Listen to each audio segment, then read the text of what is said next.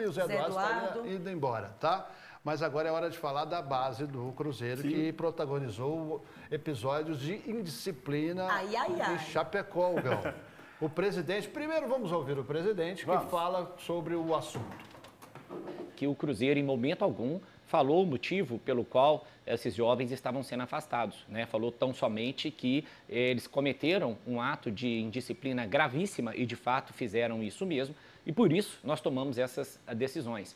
Tem que se ressaltar primeiro, muita gente tentando questionar de que isso deveria ter sido resolvido internamente, e já foi várias vezes, tá? Dos 6 aí, 5 são reincidentes, pelo menos. Então, é claro que a gente tinha que revelar isso sim, devolver os atletas que estão emprestados, né? Houve um caso muito grave do ex-capitão da equipe, que estava no processo de renegociação, e por isso a gente abriu mão disso também, não vai ter mais esse processo de renegociação, e a gente não vai passar a mão em cabeça, né? Em gestões anteriores, e eu estou no Cruzeiro há 10 anos, então não preciso nem de eu citar qual delas, mas eu já vi passar na mão na cabeça de muito menino, porque aí ele joga bem. Só que o que acontece? Todos esses meninos foram passados a mão na cabeça e eu não vi nenhum dando certo depois. E a gente já sabe que teve coisa muito grave ali dentro, muito grave, né? Então a gente não vai fazer isso mais, porque não acredito, se quiser ir para outro clube... Pugão, são eles os garotos Pedro e Calho. Pedro e Calho, Guilherme... Choco. Tem os nomes agora dos garotos, Choco. eu vou... Como? Choco. Tem o Choco, dois, eu até conversei com eles, eu estava com os nomes todos anotados, esqueci lá em casa. Mas o Pedro Picalho, para mim, e o Guilherme, que são, assim, os que tinham mais futuro. Né? Porque eu vi esses meninos jogarem, porque eles jogaram contra o Heitor, meu filho, tanto quando o Heitor era do América, quanto na época que o Heitor jogou no Cruzeiro. O Pedro Picalho é muito bom, é uma grande perda. E antes do Gão, eu vou falar, achei que não precisava disso. Eu acho que o presidente, às vezes, está exagerando para mostrar autoridade com a torcida, para se promover. Ô, presidente, vamos parar de ser moralista. Quem nunca cometeu um negócio desse na juventude? Todos nós aqui cometemos alguma coisa errada. E agora, com rede social, todo mundo virou santo. Todo mundo pode detonar os outros, porque só tem santo no mundo. Entendeu? Então, vão me desculpar. Dava para conversar com os meninos. Está um boato danado, eu conversei com 3 hoje pela manhã, pelo que eu vi, eles juraram que foi só a questão do hotel que levaram as mulheres, mas não teve boate, não teve briga, não teve outros problemas. Então, dava para conciliar isso aí, segurar alguns deles, porque o Cruzeiro é que perdeu. Eu fui muito criticado por muitas pessoas nas redes sociais, porque eu saí não em defesa aos meninos, mas da tomada de decisão. O Gão, porque a rede social só tem santo. Vocês que ficam o dia inteiro metendo pau nos outros, vocês são santos, vocês não erram.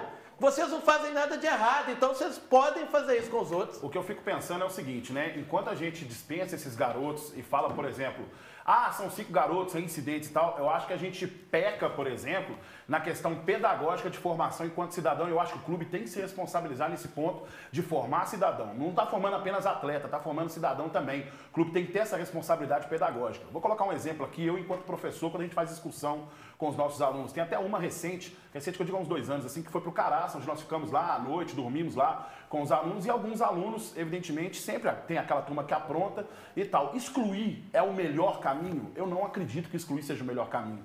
Mas está difícil, está complicado, então que você tenha uma punição severa, mas a exclusão eu não concordo com ela.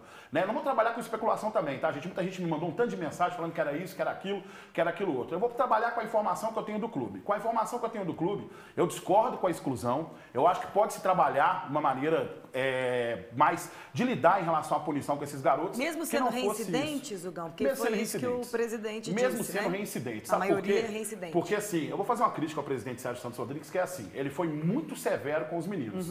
Com os conselheiros, por exemplo, que estão no clube, que precisa ter essa eleição, que são reincidentes essa votação, também. que são reincidentes também, ninguém agiu de forma mais severa e mais veemente com esses caras. Outra questão também, o Sassá teve um ato de indisciplina no Curitiba, voltou para o Cruzeiro. Aí ontem, por exemplo, teve uma confusão, ele falou, não quero mais saber de confusão. Beleza, Sassá, respeito demais. Mas se aceitou o Sassá, não vou entrar no mérito da questão, tipo assim, do que ele fez e deixou de fazer no Curitiba, porque também não entendeu os meninos, já que o Sassá também é reincidente nesse sentido. Então eu acho que está sendo muito severo com alguns, a corda está arrebentando para o lado mais fraco, e na hora de você assumir a responsabilidade, e não é passar a mão e ser pai, não, porque eu como pai, eu também tenho punições severas também em relação aos meus filhos. Então a gente tem que ter um pouco mais de cuidado, porque a gente está formando cidadão. Então, acho que nesse quesito aí o Cruzeiro tem que trabalhar mais pedagogicamente, sabe, psicologicamente com essa criançada, porque para mim são garotos e que possa ter outra punição e responsabilizar de uma maneira ideal. E eu acho que exclusão não vai. Você não vai expulsar seu filho de casa por causa de 2 ou 3 erros.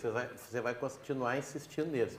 E o que acontece? Esses meninos, ninguém entende a vida do jogador de futebol. O meu filho, o Heitor, graças ao bom Deus, vou ajoelhar, igual o Dadá fala, graças a Deus parou de jogar bola. Está estudando, está trabalhando comigo, porque é um inferno a vida do menino desse. Longe de casa, com todo tipo de pressão e com clubes que não respeitam os meninos. Não tem nenhum clube no Brasil que respeite os atletas como seres humanos. Então, esse menino passa tudo. O Pedro está no Cruzeiro desde 13 anos, agora com 20, a carreira dele pode ter acabado. 7 anos perdidos. Será que vale a pena isso? Ou ver o jogador arrebentando em outra equipe, por exemplo, e a torcida fala assim, não sei o quê. Vou dar um exemplo rápido do Leopoldo Esqueira. Lembra do caso do Kaká, o zagueiro que agora está arrebentando no Cruzeiro? Sim.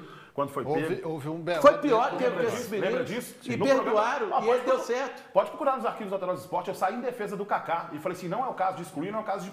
Você pode dar uma punição para o jogador. Hoje o jogador está arrebentando aí e sendo um dos jogadores mais exemplares do elenco. Eu acho que não pode se desistir dos garotos. Eu acho que realmente foi uma punição muito severa. Não é para passar a mão na cabeça. Então, aperta aqui. É raro a gente ter uma opinião conjunta, mas essa foi. Tivemos outros casos que a gente fala em outras oportunidades, como no Cruzeiro ainda, né? Como o Dudu e o Zé Roberto. No Atlético, alguns jogadores saíram agora porque o perfil deles era problemático. Para não falar. Era problemático. Eu não me assusto se o Pedro Bicalho aparecer aqui na cidade do Galo. Mas não é o caso você insistir, você tomar cuidado. Só para complementar, o garotos, é um ativo do clube, você tem que pensar nisso. O Pedro Bicalho pode render milhões aí futuramente e eu não assusto se aparecer aqui no Galo. Pois bem,